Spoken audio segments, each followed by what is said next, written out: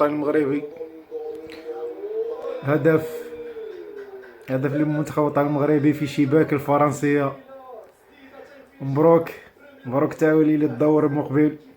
أول مرة في التاريخ المنتخب الوطني المغربي للألعاب الإلكترونية فيفا، للرياضة الإلكترونية فيفا.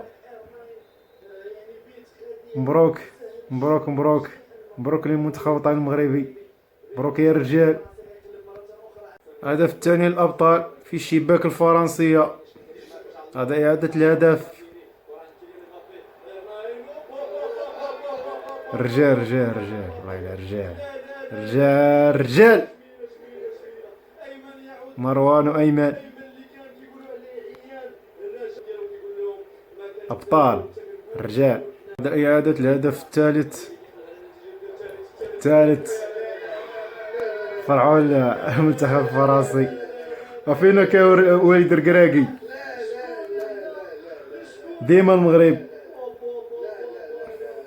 تعلم والد القراقي تعلم.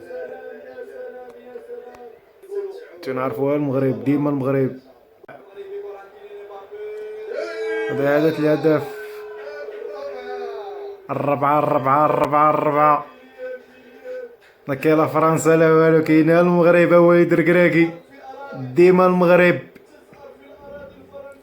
4-1 5-1. إعادة الهدف الخامس 5-1 يا شباب. تبارك الله عليكم يا رجال. والنتيجة النهائية 5-1 ديما المغرب. المنتخب الوطني المغربي يكتب التاريخ. نعم يكتب التاريخ. المنتخب الوطني المغربي بالتأهل أول مرة في التاريخ في الرياضة الإلكترونية فيفا إلى الثمن النهائي وبالصدارة المجموعة. نعم مبروك للمنتخب الوطني المغربي. مبروك.